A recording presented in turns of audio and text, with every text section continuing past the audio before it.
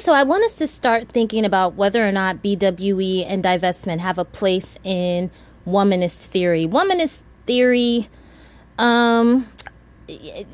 basically can be defined as a social theory that's designed to discuss the experiences of Black women. That's just the bare bones definition, right?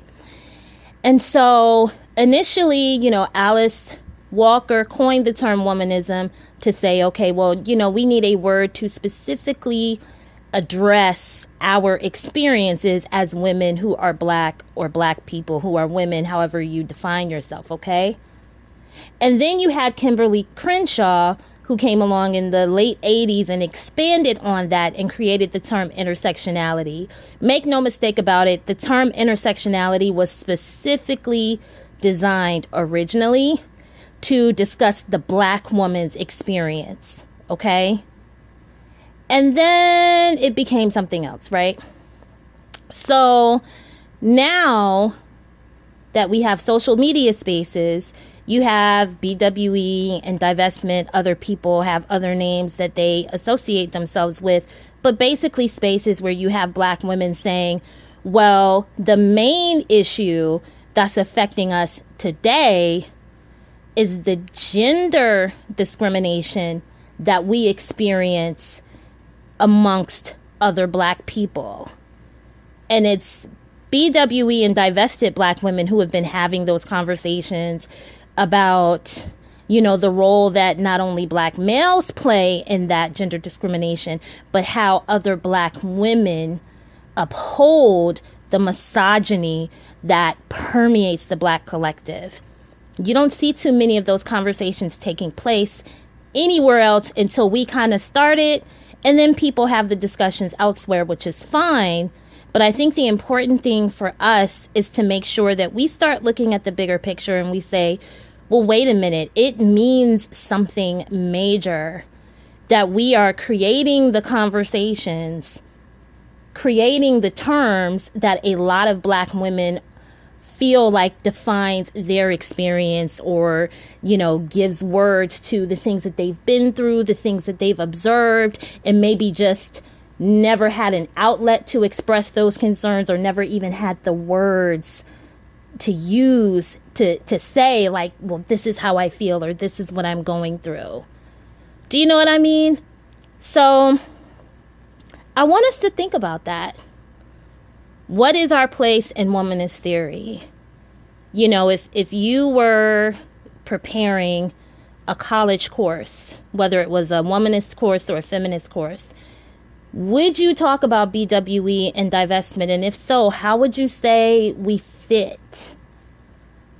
I kind of think we fit in this place that kind of goes beyond solely talking about the experiences that we face in the larger society, right, when it comes to sexism and racism. And we've really kind of taken the magnifying glass and the microscope and said, well, no, let's really take a look at what we're experiencing as Black women amongst other Black people. Let's talk about the rates of domestic violence that Black women are experiencing. Let's talk about the rates of sexual abuse that Black girls and Black women are experiencing. Let's talk about the lack of empathy for Black women and girls, and how it plays out when we end up in situations where maybe we need protection from the courts, or maybe we're trying to seek justice for a crime that's been committed against us, but you've got people on the jury who may not be empathetic to you, including other Black women. Look at what's been going on with Meg Thee Stallion, and look at what some of these women have been saying about a 25-year-old Black woman that just lost her mother and her grandmother last year. Her father's also deceased. So both of her parents are gone. I believe all of her grandparents are deceased. But a year later, nobody understands why she would be looking for love in all the wrong places. Meanwhile, Kanye's mom died over a decade ago. And anything that he does or says that is less than intelligent, it goes back to, oh, well, he's still mourning his mother. Okay, but this man and his wife put together are billionaires. So he has access to the best mental health resources in the world.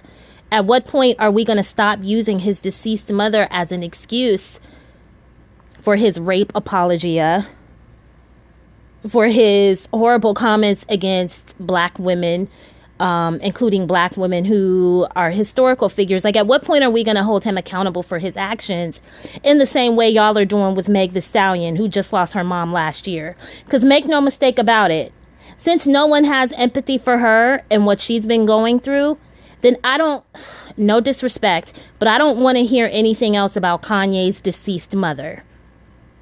Because she's been gone for 10 years. So he no longer gets to use her as a crutch to explain away his niggatry. And see, you're only going to hear that in a BWE or divested space. In any other space, it would be too unpopular to say it. You get flagged down or whatever. Here we can say it, and for the most part, we're amongst like-minded black women. So what do you think that means?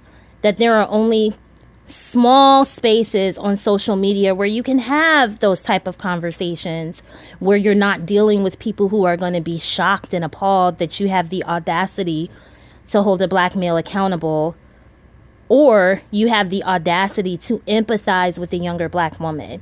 Where does that fit in with womanist theory to you? Let me know in the comments section. I'm going to be sharing more of my thoughts on this weekend's blog post. I hope you've had a wonderful week.